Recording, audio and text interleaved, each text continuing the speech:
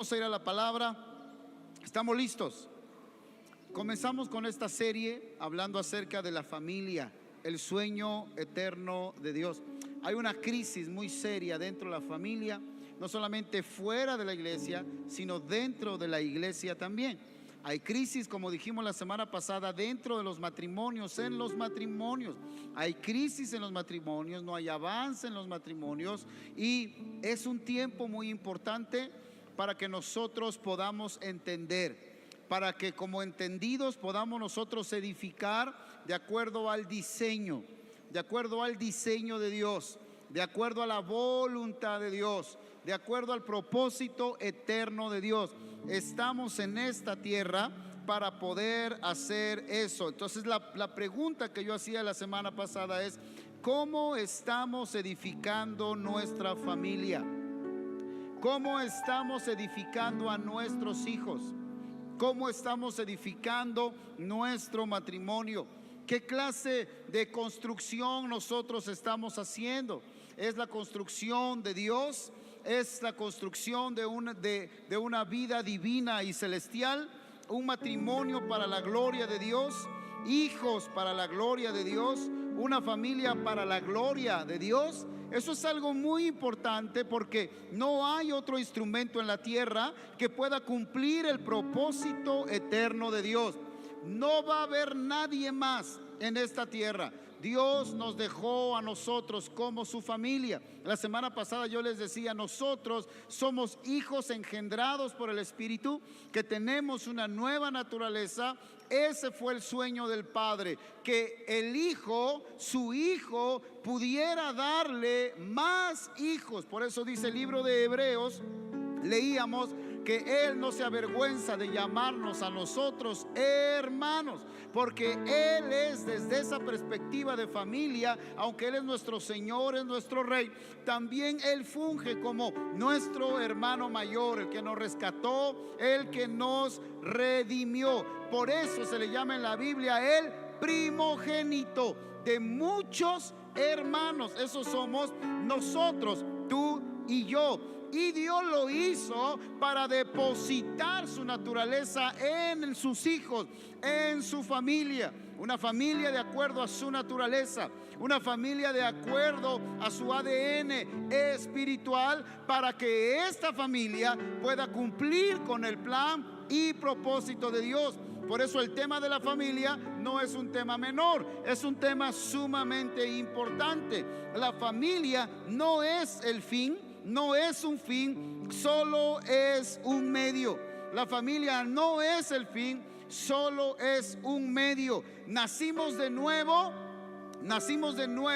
para poder cumplir con la asignación y el propósito de Dios.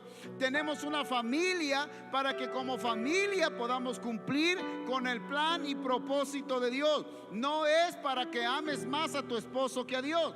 No es para que ames más a tu esposa que a Dios.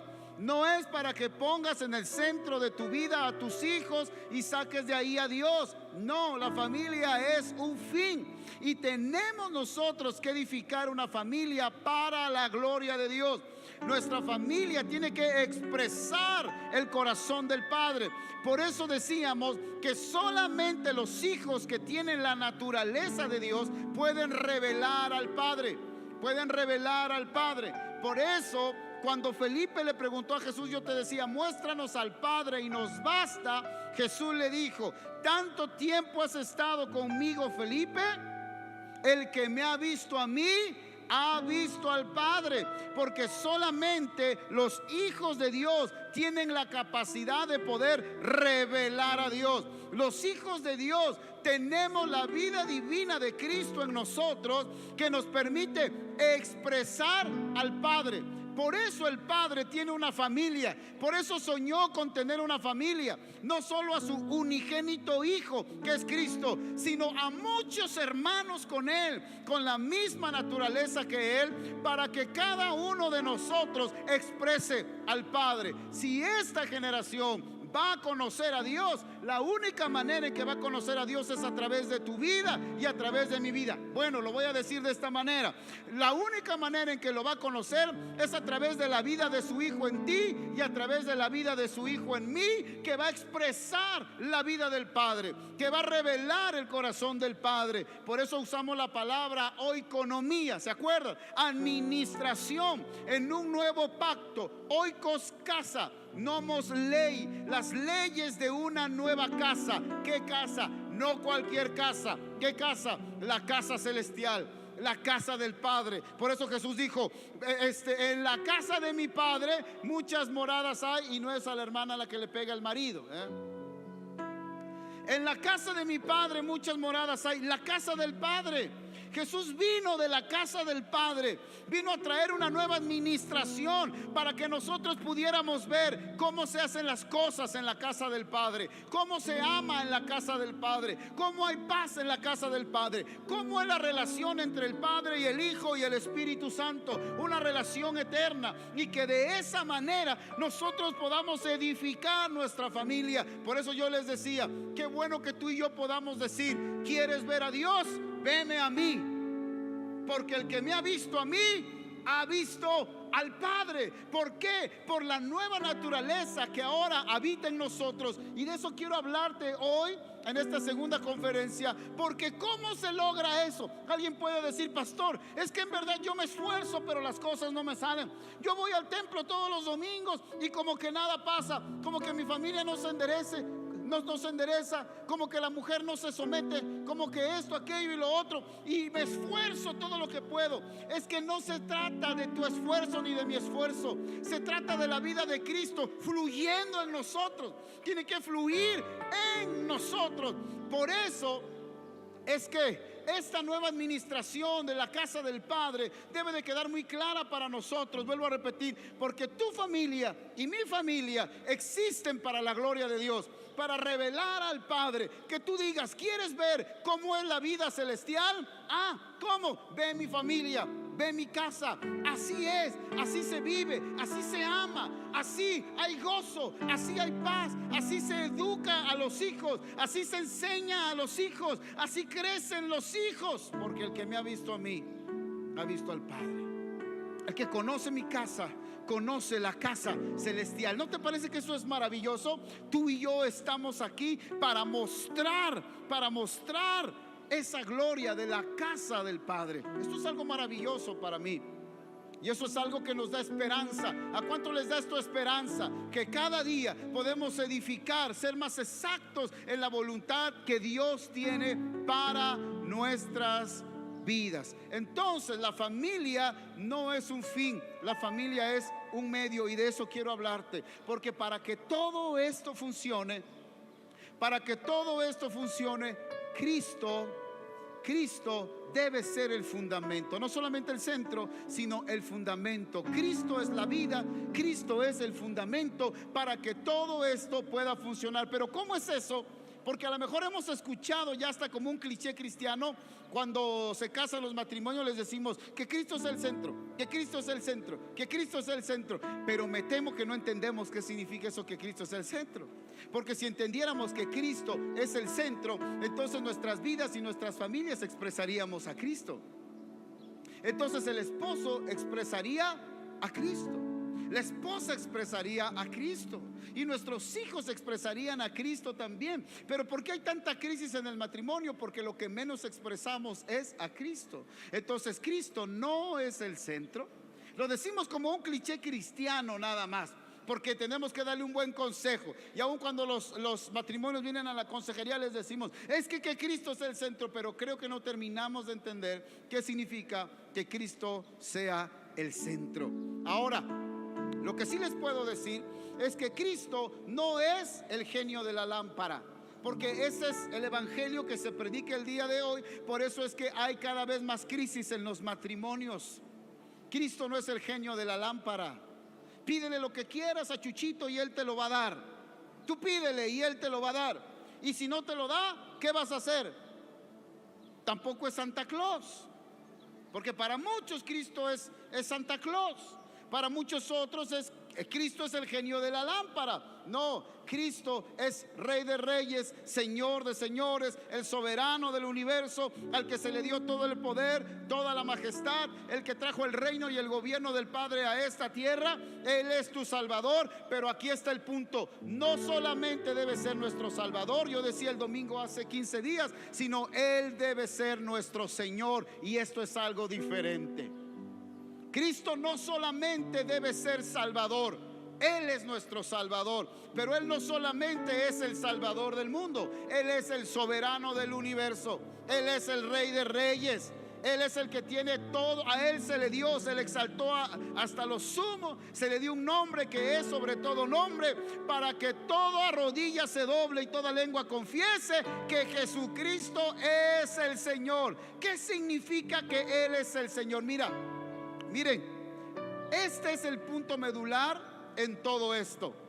Si realmente Jesucristo es el centro, entonces Jesucristo es el Señor de tu familia.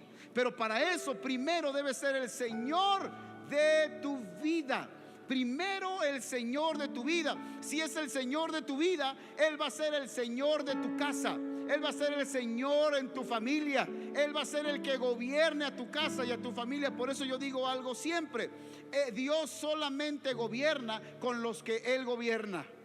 Lo voy a volver a repetir: Dios solamente gobierna con los que Él gobierna. El gobierno de Dios y la voluntad de Dios está diseñada para expresarse a través de nosotros, no fuera de nosotros. El gobierno de Dios no se va a expresar fuera de sus hijos. No existe tal cosa, un gobierno de Dios fuera de los hijos. El gobierno de Dios existe para manifestarse solamente a través de ¿quién? A través de sus hijos. Vamos a leer estos pasajes, por favor, porque esto es medular para que podamos nosotros introducirnos al tema de cómo edificar una familia conforme al diseño de Dios. ¿Cómo edificar una familia conforme al diseño de Dios? Mi pregunta es: ¿quién te enseñó a edificar tu casa? ¿Quién te enseñó a edificar tu familia? ¿Quién te enseña a educar a tus hijos? El psicólogo, pastor. Es que ahí en la escuela hay un buen psicólogo y no digo que esto esté mal, pero ¿quién te enseña a criar a tus hijos? Esposos, ¿quién nos enseña cómo tratar a nuestras esposas? ¿Quién nos ha modelado cómo tratar a nuestras esposas, cómo tratar a nuestros hijos? Estamos llenos de muchos conceptos que no tienen nada que ver con el diseño de Dios. La familia no es una institución humana para que la tratemos como una institución humana solamente. La familia es una institución divina. Es el sueño de Dios, es el sueño eterno de Dios, y la creó con un diseño, la creó con una forma. Entonces, ¿quién nos está enseñando a nosotros a edificar? Y yo entiendo y asumo esa responsabilidad, que muchas veces la iglesia no ha hecho esta labor de dar la sabiduría necesaria que la palabra de Dios nos da, la información correcta, la revelación correcta, para que podamos nosotros llegar a la conciencia a través de la palabra de Dios, y que algo pase en nuestra mente, se renueve nuestra mente, y que la vida de Cristo pueda fluir a través de nosotros. Mira, quiero decirte algo: tenemos una vida gloriosa, y yo se lo decía a los varones el día de anoche.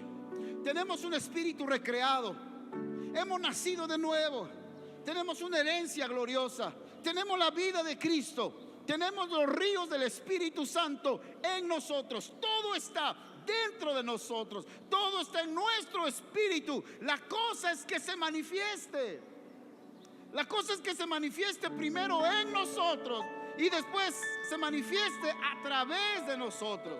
¿Y qué es lo que permite que toda esa vida comience a fluir dentro de nosotros? Yo te he dicho, el alma o es un dique para que esa vida gloriosa que el Padre nos ha dado en Cristo Jesús, que ya está en nosotros, ya está en nosotros.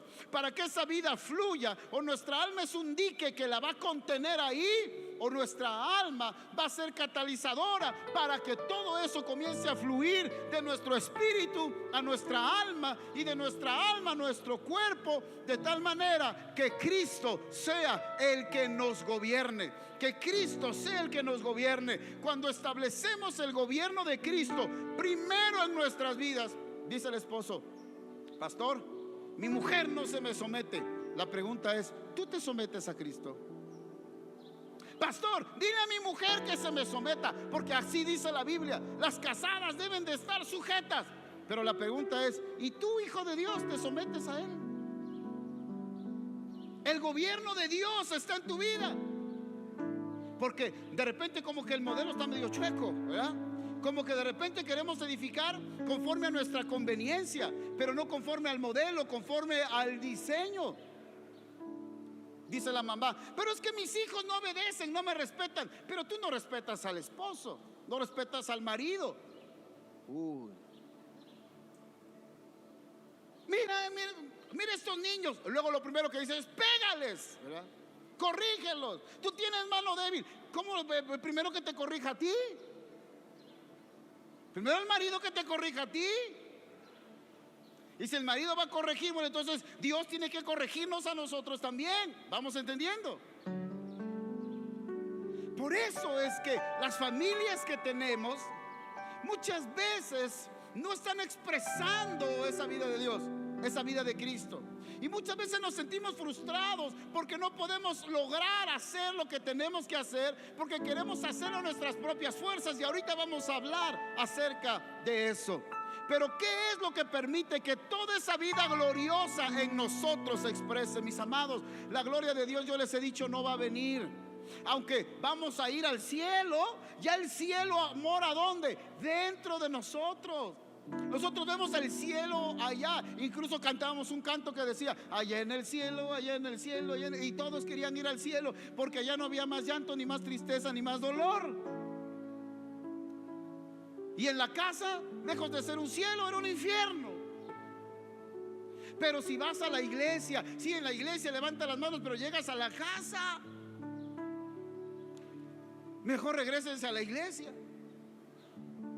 Entonces, la vida de Cristo en nosotros va a fluir a través de nosotros cuando establezcamos algo, que es el gobierno de Cristo en nuestras vidas. Mis amados, la iglesia necesita regresar a la centralidad de Cristo. Grábate esta palabra, porque de esto voy a estar predicando: la centralidad de Cristo. La iglesia necesita regresar a la centralidad de Cristo. Debe acabarse el Cristo que es, dijimos que el genio de la lámpara. Debe acabarse el Cristo que es Santa Claus. Debe acabarse ese paradigma y ese concepto que ha hecho tanto daño dentro de la iglesia.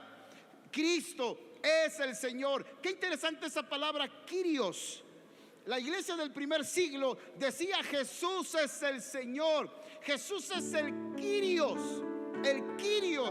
Y por eso se volvían enemigos del Estado, enemigos de Roma. Los perseguían, los mataban, los llevaban a los circos romanos, y ellos morían con gozo, muchos siendo devorados por las fieras, mujeres embarazadas morían cantando y diciendo: Cristo es el Señor, Cristo es el Kyrios, y si es su voluntad que yo sea un mártir, morían gozosos como mártires. Porque ellos entendían algo. Que entendían que Jesús no solamente era su Salvador, sino Jesús es el Kyrios. Jesús es el Adón. Jesús es mi dueño. Yo vivo por Él y vivo para Él. Vamos a leer estos pasajes, por favor. Acompáñenme. Hebreos capítulo 12, verso 18 al 28. Y vamos a ir poniendo el fundamento. Hebreos capítulo 12, versículos 18 al 28, para poder edificar esta administración de la palabra de Dios. ¿Están listos? ¿Cuántos quieren edificar familias para la gloria de Dios? ¿Cuántos quieren edificar hijos para la gloria de Dios? Y no haber dado a luz hijos para el reino de las tinieblas. Yo recuerdo que veníamos en la camioneta un día, veníamos platicando con mi hijo y venía diciendo algunas cosas así media locas como los adolescentes. Y entonces le dice mi esposa, le dice: yo no te parí. Así le dijo: yo no te parí, ni el Señor hizo milagros contigo para que ahora tú andes pensando en hacer algo que está fuera del propósito de Dios. Y entonces le dice: y si no vas a vivir para el propósito de Dios, voy a orar para que el Señor te lleve.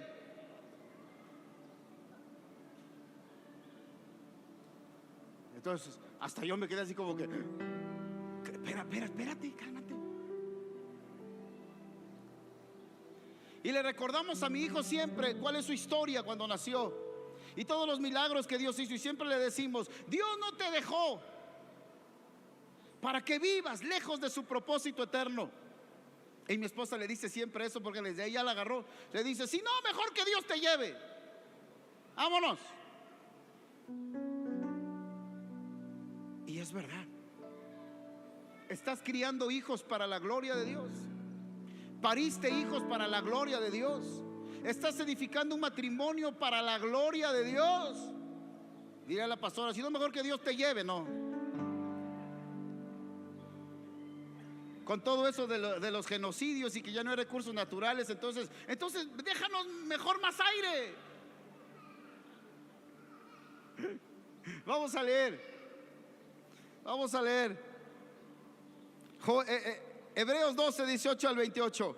Escucha: porque no os habéis acercado al monte que se podía palpar y que ardía en fuego, a la oscuridad, a las tinieblas y a la tempestad, al sonido de la trompeta y a la voz que hablaba, la cual los que la oyeron rogaron que no se les hablase más. Está hablando del Sinaí, del antiguo pacto. Esto lo vamos a encontrar mucho en el nuevo pacto, para que podamos entender las realidades que tenemos ahora en Cristo Jesús. De hecho, en el nuevo manual habla un poquito acerca de esto. Dice: porque no podían soportar lo que se ordenaba, ni aún una bestia tocar el monte será apedreada o pasada con dardo.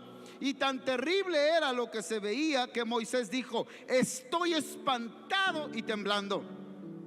Sino que os habéis acercado al monte de Sión, a la ciudad de Dios, no al Sinaí, sino al monte de Sión, a la ciudad del Dios vivo, Jerusalén la celestial, a la compañía de muchos millares de ángeles, a la congregación de los primogénitos que están inscritos en los cielos, a Dios el juez de todos. Miren qué realidad tan más extraordinaria es nuestra realidad. Nada más que tenemos que estar conscientes de esto.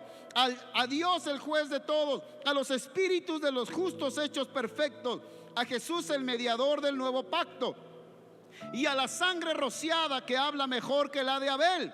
Mirad que no desechéis al que habla, porque si no escaparon aquellos que desecharon al que los amonestaba en la tierra, mucho menos nosotros, si desecharemos al que amonesta desde los cielos, o al que nos habla desde los cielos, la voz del cual conmovió entonces la tierra, pero ahora ha prometido diciendo: aún una vez y conmoveré no solamente a la tierra, sino también el cielo.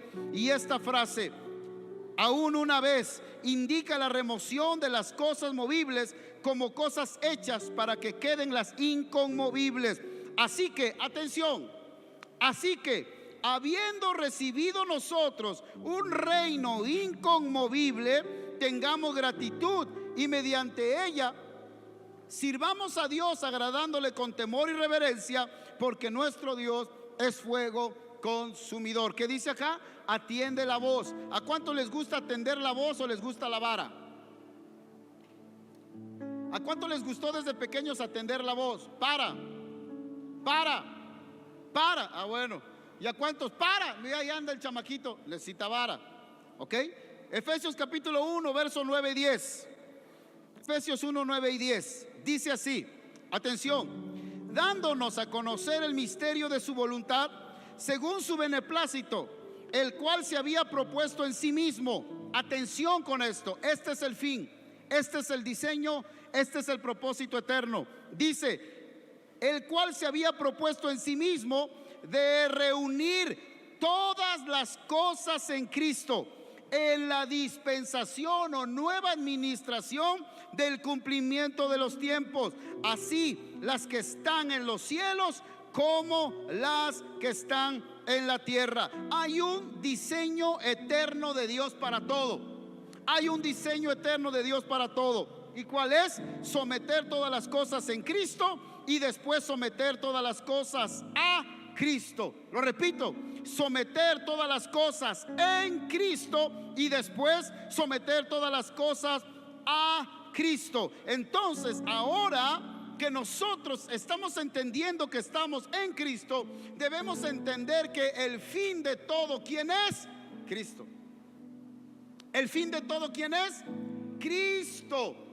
Y que todo lo que tenemos nosotros en Cristo es un medio para lograr este gran fin. ¿Cuál es este fin? Reunir todas las cosas en Cristo para que después todas las cosas sean de Cristo. Por eso se llama la centralidad de Cristo. Cristo es el centro del propósito eterno. Cristo es el diseño del Padre. Y nosotros existimos ¿para quién? Para Cristo. Tu familia y mi familia, por eso te decía hace rato, no son un fin.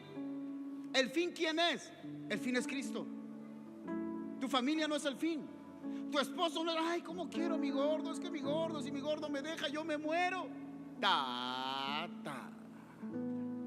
Ay, si mi mujer me deja, si mi mujer se va de la casa, yo para qué quiero la vida. Ay, mis hijos se van, los hijos se van, y tú ya parece que se te acabó el mundo. Todo eso es un medio. Por eso yo te decía hace rato, la familia existe como un agente divino de Dios, donde habita la vida de Dios para revelar al Padre, para tener matrimonios, edificar matrimonios para la gloria de Dios, para edificar hijos para la gloria de Dios, que expresen ¿a quién? A Cristo. Que expresen a Cristo. Por eso la centralidad de Cristo es sumamente importante. Pero Cristo fue movido del centro. Hoy la gente solamente quiere las cosas materiales. Hoy la gente piensa que la bendición de Dios, yo te he dicho, es el carro, es la casa. Y se predica un mensaje del reino pensando en dos cosas. Porque dice Hebreos, hemos recibido un reino que inconmovible. Es más, dice Pablo en otro pasaje, que hemos sido trasladados del reino de las tinieblas al reino de su Hijo amado. Y define el mismo Pablo lo que es el reino. Tengo que tocarlo un poquito. Lo define como: el reino es gozo, el reino es paz, el reino es justicia, el reino es poder. Y hoy se predica un mensaje del reino un tanto distorsionado, porque hoy se predica acerca del reino, que el reino en la tierra es tener una buena casa, es tener un buen carro. Porque como somos hijos del rey, ¿cuántos hijos del rey hay acá? Miren mi mensaje, escuchen este mensaje. ¿Cuántos hijos de Dios hay aquí? ¿Cuántos hijos de Dios hay aquí? Levanten su mano. Si Dios es rey, ¿nosotros qué somos? ¿Qué somos? Somos príncipes, somos hijos. Bueno, entonces, si Dios es el rey y nosotros somos sus hijos, ¿cómo tenemos que vivir? Como hijos del rey. ¿Y eso es verdad? Claro que es verdad. Pero miren cómo lo enfocan hoy. Entonces, dicen ellos, entonces, como Él es el rey y nosotros somos juniors. ¿Cuántos juniors hay aquí? ¿Cuántos juniors hay aquí? ¿Ninguno? Pues por eso te va como te va. ¿Cuántos juniors hay aquí? Levanta tu mano. Eres hijo amado, claro, pero escucha el enfoque. Porque hoy se predica acerca del reino. Si eres hijo de un rey, tienes que vivir como un hijo de un rey. Por eso hablan de carros del rey, carros de reino, casas de reino, zapatos de reino, peinado de reino, como el que trae Eugenio, trajes del reino, y todo es casa del reino, carro del reino, y toda la gente quiere el carro del reino porque piensan que eso es el reino nada más. Otros piensan que el reino solamente es poder y dones, y buscan el poder y buscan los dones y buscan la unción, porque ese es el reino, mis amados. Todo eso es parte del reino, pero lo principal que es el reino, ¿sabes qué es? Es gobierno. ¿El gobierno de quién? El gobierno de Dios a través de Cristo. ¿Y sabes dónde quiere gobernar en primer lugar? En las naciones, pastor. No. El primer lugar que Dios quiere gobernar es en tu vida y en mi vida.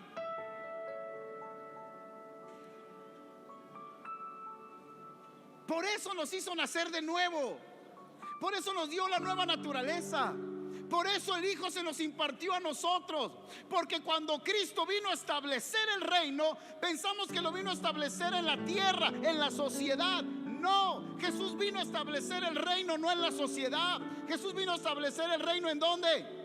En cada nuevo nacimiento. Por eso Jesús le dijo a Nicodemo: ¿quieres esto? Porque Nicodemo le dijo: oh, lo que tú tienes, eso es de Dios, nunca lo hemos visto en Israel, yo quiero eso. Jesús le dijo: ¿lo quieres? Y dice: sí, pues por eso estoy aquí. Entonces tienes que nacer de nuevo, Nicodemo.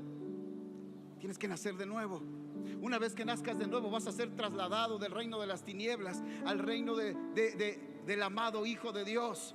Entonces el gobierno de Dios va a venir. La voluntad de Dios va a venir ¿a dónde? A Jerusalén. No, la voluntad de Dios va a venir ¿a dónde? A tu vida. Ese fue el problema con los judíos. Los judíos estaban pensando en un reino físico, y lo que Jesús trajo, el reino, primordialmente es espiritual. La primera esfera de manifestación del gobierno de Dios eres tú y soy yo, cada hijo de Dios. Por eso cuando un hijo de Dios, cuando alguien se convierte a Cristo Jesús, el rey es trasladado de las tinieblas al reino del Hijo amado, y el gobierno de Dios se establece ¿dónde? En su espíritu. Y cuando otra persona, cuando tú le compartes a otra persona, porque ¿sabes cómo se extiende el reino? Nosotros decíamos antes, no entendíamos: territorios para Cristo, las sillas para Cristo, y se establece el reino, y eso es parte. Pero el reino se establece en cada corazón y se extiende. Cuando tú le compartes a otra persona de Cristo, estás expandiendo el reino a la vida de cada corazón. Por eso yo les dije hace rato: Dios solamente gobierna con los que Él gobierna. Por razón, dice Pablo, y lo voy a volver a repetir: es Cristo en nosotros la esperanza de gloria.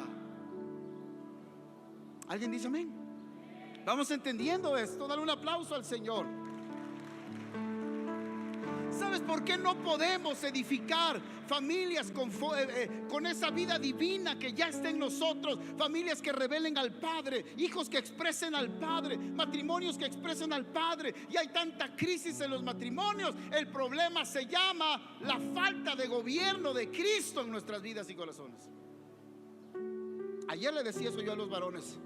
Esto es sumamente importante, y es necesario que lo podamos nosotros entender cada día más. Porque cuando Cristo es Señor de tu vida, entonces Cristo va a gobernar tu matrimonio. Cristo va y sobre todo de los varones, que somos cabeza en el hogar.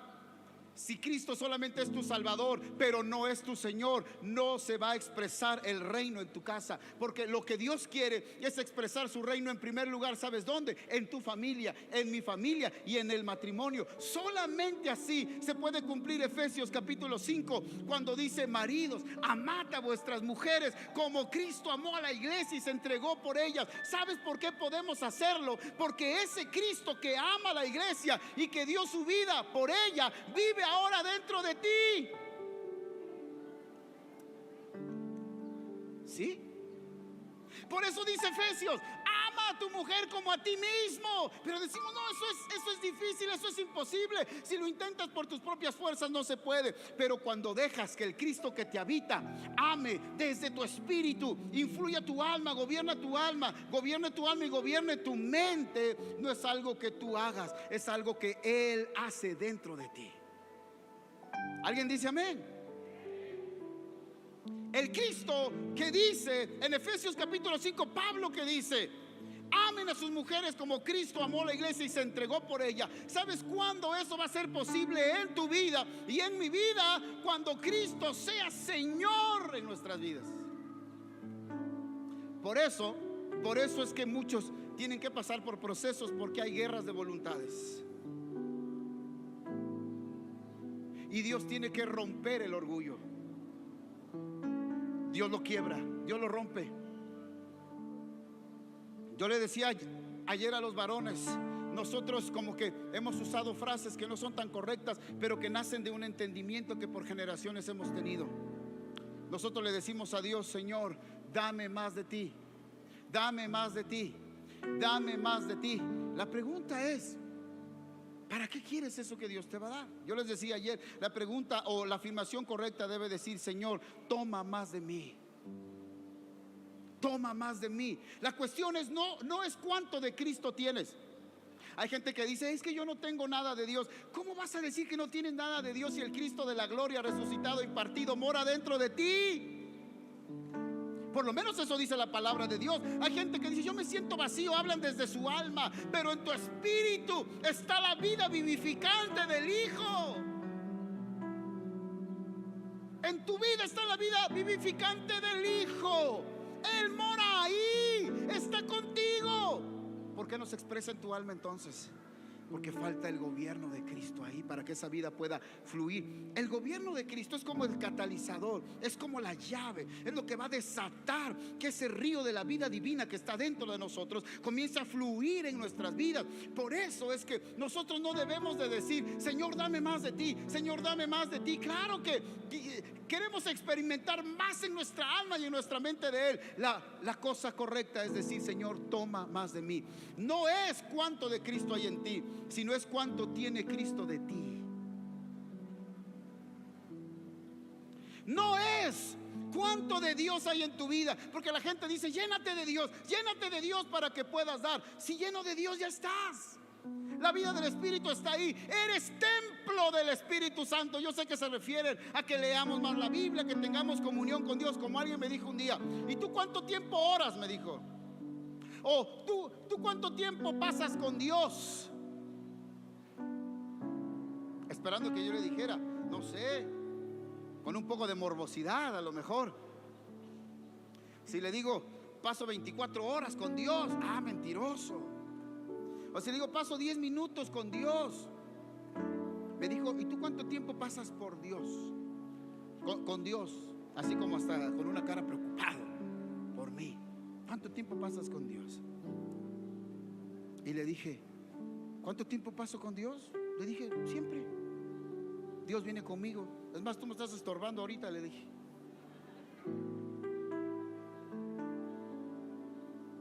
Nos falta entender la vida que nos habita, las realidades en Cristo Jesús, quiénes somos ahora en Cristo Jesús. Yo le dije: yo nunca dejo de estar con Dios. Él nunca deja de estar conmigo porque Cristo me habita. Estoy en comunión con Él. Entonces no es cuánto tienes de Dios, porque Él ya te llenó, Él ya te lo dio. El Padre, el Hijo, el Espíritu Santo moran dentro de ti. Eres templo del Espíritu Santo. El asunto no es cuánto tú tienes de Dios, sino cuánto tiene Cristo de ti, para que pueda operar en tu vida y en mi vida. Pregúntate por un momento: ¿cuánto tiene Cristo de ti? Por eso hay una guerra de voluntades. El esposo dice: de veras. Hay quienes son muy sinceros y dicen: de veras, pastor, yo me he esforzado para que esto cambie. Pero no cambia, porque ese es el problema. En vez de esforzarte, necesitas rendirte. En vez de esforzarnos, necesitamos rendirnos. No se trata de cuánto te esfuerces, se trata de cuánto te rindas, de cuánto estés dispuesto a que Dios haga lo que tenga que hacer. ¿Alguien va conmigo? No se trata de cuánto: voy a ayunar para que yo lo pueda hacer, voy a orar más para que yo lo pueda hacer. No se trata de eso. Ora y disfruta, ayuna y disfruta. Se trata de cuánto estás dispuesto a rendirte para Él y decirle: toma más de mí, toma más de mí. Entonces, vuelvo a repetir, la pregunta no es cuánto de Dios hay en ti, la pregunta es: ¿cuánto de ti tiene Dios? ¿Cuánto de ti tiene Cristo? Ese, mis amados, es el señorío de Cristo.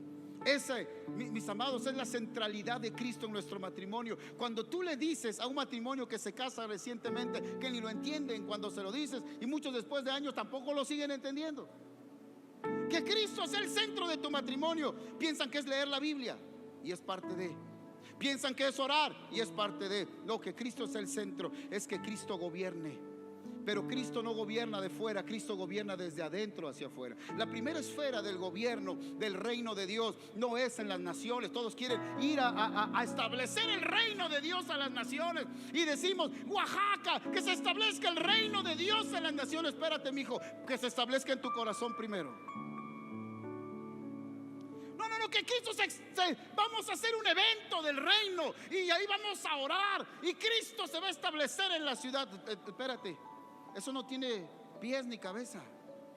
La Biblia dice que el reino ha venido y Jesús le dijo a Nicodemo: ¿quieres el reino? Nace de nuevo, porque la única manera que el reino se establezca en una vida es que tú nazcas de nuevo. Y una vez que se establece en una vida el reino y opera el reino y el gobierno de Dios, entonces viene la segunda esfera, porque tú, Cristo en ti es la esperanza de gloria. Entonces tú comienzas a expresar ese gobierno de Dios en la tierra, ese gobierno de Dios en tu familia. Los esposos que son gobernados por Cristo, comenzamos a expresar el gobierno de Dios. Y entonces ya no tienes que decir: pastor, dile a mi mujer que se me someta, porque cuando ella vea el gobierno de Dios en tu vida, el gozo, la paz, el poder en ti, el reino de Dios en ti, o a Cristo obrando en tu vida, solita va a llegar.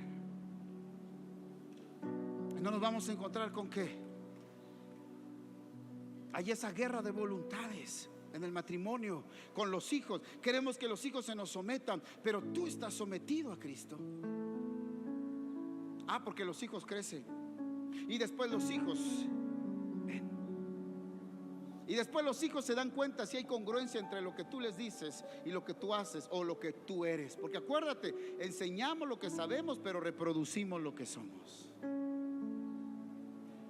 Enseñamos lo que sabemos, pero reproducimos. Es que mis hijos no se me someten. Bueno, tú estás sometido a Cristo. Sé que ellos pasan por un momento de rebeldía también, pero la pregunta es: ¿Cristo es el centro de tu vida o hay otras cosas que ocupan la centralidad de Cristo en tu vida? Llámese como se llame, pero si Cristo es el centro de tu vida, si el gobierno de Dios está operando en tu vida, entonces todas las cosas se van a alinear, no a ti, las cosas se alinean a Cristo en ti. Alguien debe decir amén. Vamos entendiendo. Por eso, escucha esto, por eso es que por más discipulados que vayas, por más enseñanzas a las que vayas, y te van a decir: y haz esto, y haz aquello, y haz lo otro, y haz esto. No se trata de lo que hagas tú, sino se trata de lo que tú permitas que Cristo haga en ti. Porque nosotros no fuimos diseñados para eso. El diseño es Cristo en nosotros, la esperanza de gloria. El diseño es Cristo en nosotros, la esperanza de gloria. Por eso la pregunta correcta es: ¿cuánto Cristo tiene de ti? Wow. ¿Cuántos dicen amén? Por eso hay guerras de voluntades. Y por eso Dios como buen padre tiene que romper el orgullo. Dios como buen padre tiene que romper el egoísmo en nosotros, porque hay demasiado de nosotros en nosotros. Por eso yo juego y le digo a mi esposa: Betsy, deje ese cuerpo, le digo. El que entendió, entendió.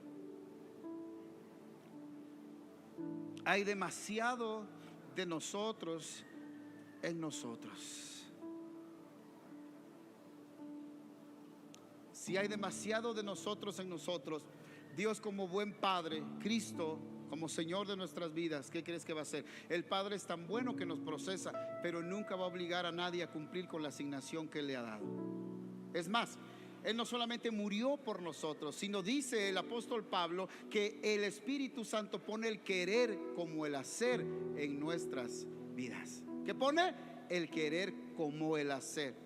¿Sabes que eso incluso mata todo el orgullo de cualquier religioso? Que diga: no, es que yo hago, no, es que yo esto. La Biblia dice: aún el querer como el hacer lo pone Cristo en nuestras vidas por su buena voluntad. Si tienes un buen deseo, no es porque ¡ay, qué bueno eres! No, es porque el Espíritu Santo obra para que tú tengas ese deseo en tu corazón, en la nueva vida. ¿Quién lo hace? El Espíritu Santo en nosotros. O sea que el Señor nos lo pone más sencillo todavía. Más sencillo todavía. Porque Él ni siquiera dice que tienen que nacer en nosotros esos buenos deseos. No, el Espíritu Santo ya los pone dentro de nosotros. Lo único que tenemos que hacer nosotros es responder. ¿Qué tenemos que hacer? Responder. Por eso Romanos 12 capítulo 1 dice que tenemos que presentarnos como sacrificio, ¿qué? Vivo.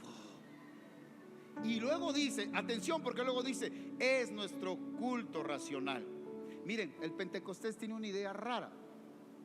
Dice, yo quiero que el Señor me toque para que yo pueda hacer lo que tengo que hacer.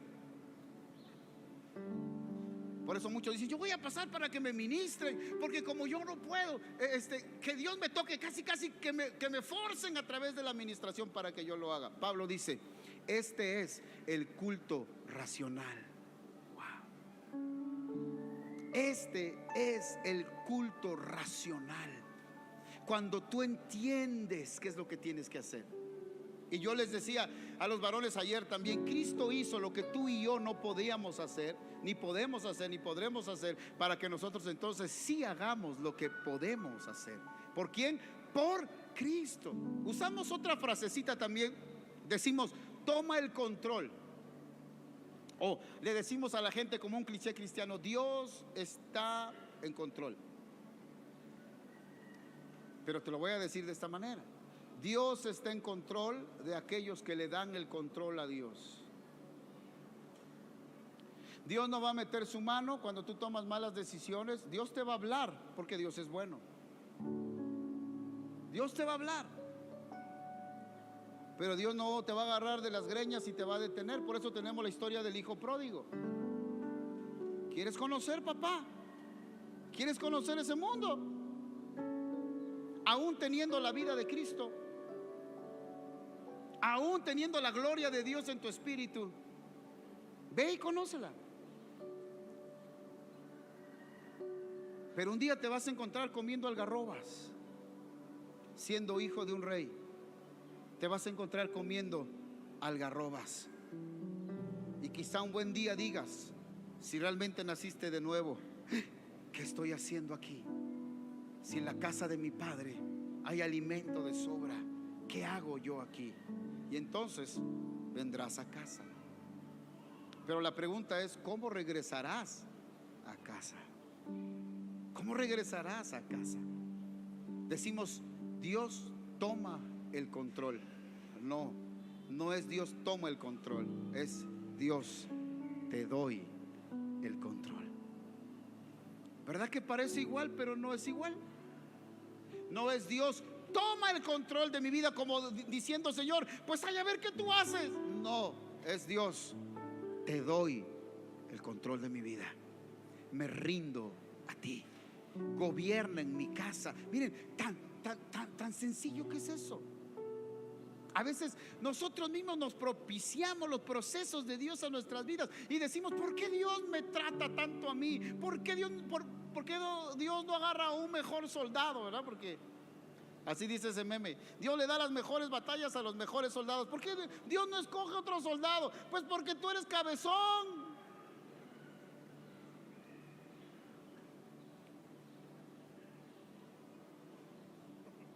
Y Dios tiene que romperte, porque Dios te ama. Si tú ves a tu hijo, que tu hijo no va por buen camino, ¿qué le dices?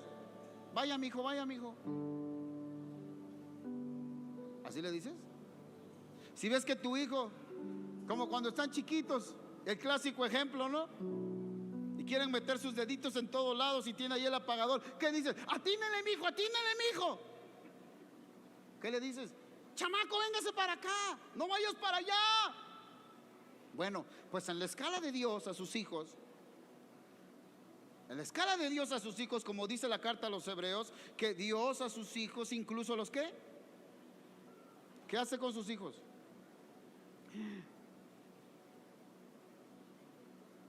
¿Qué hace con sus hijos? Los azota, dice. Les decía ayer a los varones, pues mejor los azoto yo, les decía. Ganas me dan con unos. ¿qué dice? A sus hijos, dice, los azota. ¿Para qué? Hebreos nos está diciendo, escucha la voz del que te está hablando. Por eso les decía cuando comenzamos a leer, ¿cuántos entienden con la voz de Dios? Porque cuando no entiendes con la voz de Dios, entonces por eso Dios te mete al desierto. ¿Qué dijo Israel? Los llevé al desierto para formar su corazón y romper el corazón duro que ellos tienen. Porque si no entienden, si ellos no entendían la voluntad de ir a donde tenían que ir, no iban a cumplir el propósito de Dios. Toda una generación se quedó ¿dónde? En el desierto. Hasta la nueva generación que nació, ellos entraron a la tierra de promesa, y esa generación somos nosotros. ¿Cuántos dicen amén? Que estamos entendiendo el diseño de Dios. Di conmigo, diseño. Esto es diseño, diseño, esa palabra, métela en tu corazón. Hay un diseño, no es como tú quieras, no es con las medidas que tú quieras, no es con los materiales que tú quieras. Ya hay un proyecto eterno, ya hay un diseño eterno, ya están dibujadas las columnas, ya están dibujadas las paredes, ya está dibujado, todo ya está hecho. Solamente necesitamos hacer conforme al diseño. ¿Por qué hay mucho cristiano entonces? Les decía yo ayer a los varones también, pueden pasar 15 años en el evangelio y no pasa nada en sus vidas. Nada en sus vidas. No hay transformación, no hay vida de Cristo, no hay crecimiento, no hay madurez. Luego dicen, para ser como fulano de tal, y luego dice que es de avivamiento.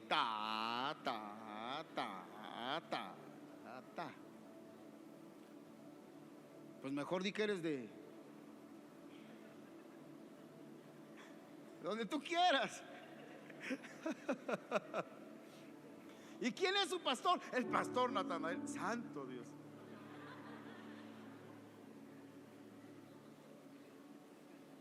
No hay transformación. Por eso los hogares están como están.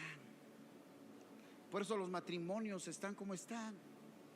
Por eso los hijos, mis amados, en verdad hay mucha crisis en la familia y en el hogar. Muchos, yo les decía, no lo dicen, lo guardan. Muchos ni siquiera lo tocan, no lo guardan, como la olla express. Y de repente cuando ya está la olla express en ese efecto, ¡pum!, revientan las cosas. Y le dice el esposo, ya no quiero estar contigo, yo ya me voy. Y le dice, ¿cómo? Si yo pensé que me amabas. Y ¡pum!, revientan los problemas porque nunca lo hablan. Hay crisis y no sé si no se dan cuenta. Yo les decía, hay apatía. Nuestros hijos, ¿realmente nos importan nuestros hijos?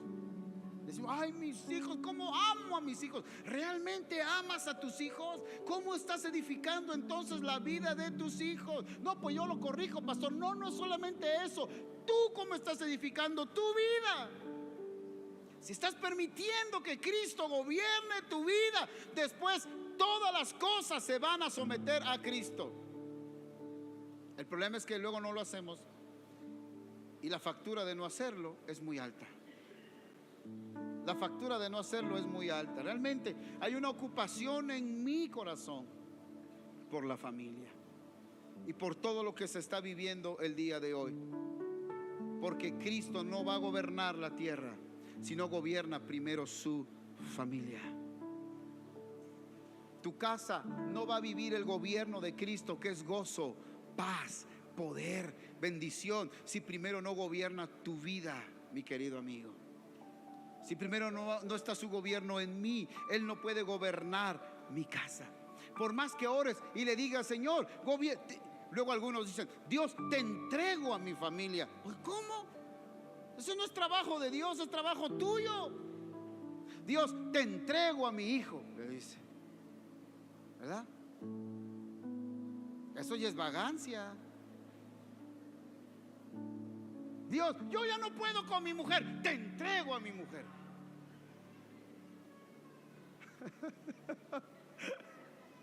¿Verdad que como que solemos decir así y nos parece muy espiritual? Ah, esa frase sí fue llegadora. Te entrego a mi esposo, Señor. Solo tú lo aguantas, ya, yo ya no lo aguanto. Como una vez, no voy a decir quién, a las 3 de la mañana tocaron a la puerta de la casa. Y así como que 3 de la mañana. ¿Quién? pastor. Ah, caray, ¿de quién? Sí, ¿quién es? Soy fulano de tal. Ábrame la puerta. Venía con su hija, con su esposa. Aquí le vengo a entregar a esta mujer, me dice. Yo me lo quedo viendo y le digo, ¿me la vienes a entregar a mí? Digo, si no es mía. ¿Te acuerdas? Aquí le vengo a entregar a esta mujer, me dice. Yo ya no puedo con ella. ¿Para qué te casas con ella? Le dije. ¿A poco yo te dije cásate con ella? Me la quería dejar la criatura del Señor. Le dije, mira, vete antes de que te den los cinturonazos y te llevas a tu mujer, porque es tu mujer, es tu responsabilidad, no es la mía. Tú la escogiste, tú eres su marido y te haces cargo de ella. Vámonos, después hablamos. Casi le aviento a la puerta a las 3 de la mañana. Muchos estamos así con Dios. Ay, te entrego a mi mujer, te entrego a mi marido. Y entonces, ¿para qué caramba estás tú? ¿Verdad? ¿Para qué estás tú? ¿Para qué estoy yo? ¿Que no Cristo en nosotros es la esperanza de gloria? Entonces imagínense, si lo hacemos de esa manera, ¿qué esperanza tiene el mundo? Si nuestra familia está como está, ¿qué esperanza tienen los demás? Pero no hemos entendido la centralidad de Cristo en nuestras vidas. Cristo en nosotros, la esperanza de gloria. Y luego, como te decía yo, la familia, mis amados, no es el fin. Pastor, yo no vengo a la iglesia porque mi esposo no me deja. ¿Qué? Mi esposo no me deja, se enoja si yo vengo a la iglesia. Que me dan ganas de decirle, métele sus cachetadas.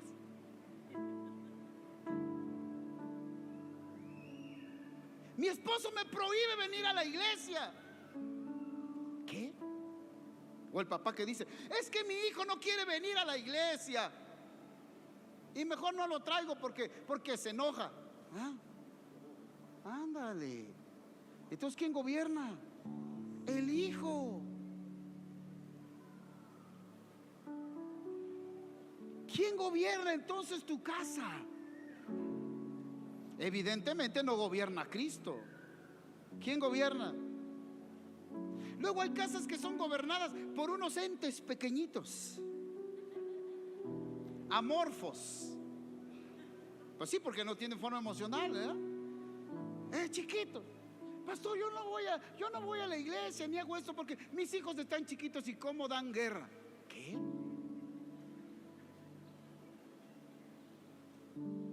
Digo, ¿cómo? Entonces, ¿quién gobierna tu vida? El gordo gobierna mi vida. Es que si el gordo me deja, me muero.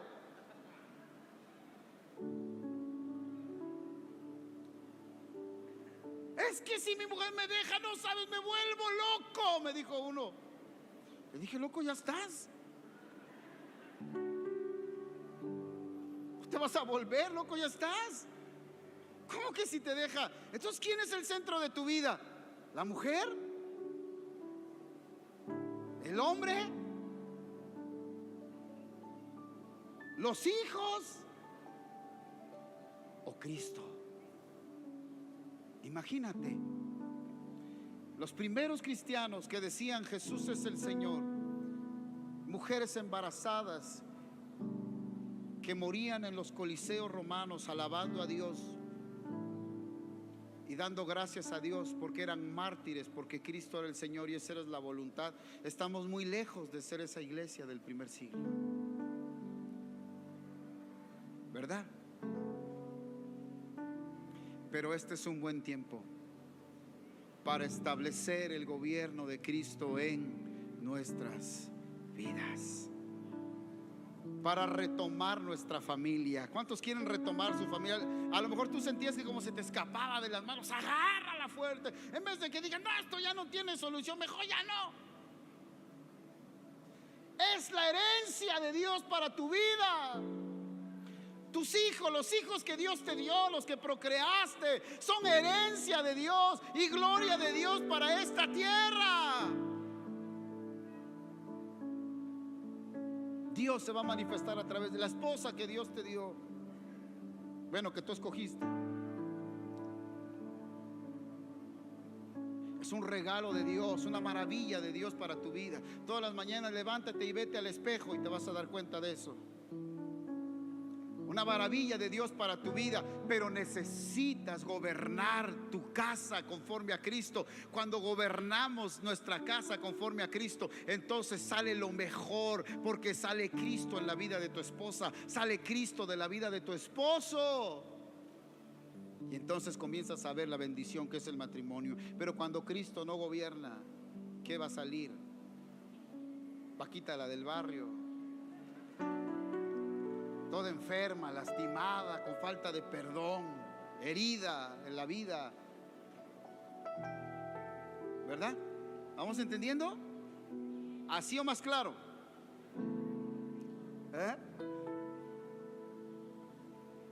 Debemos de soltar el control de nuestras vidas, porque muchos de nosotros decimos: sí, yo amo a Cristo, Cristo es mi Señor, pero son palabras nada más.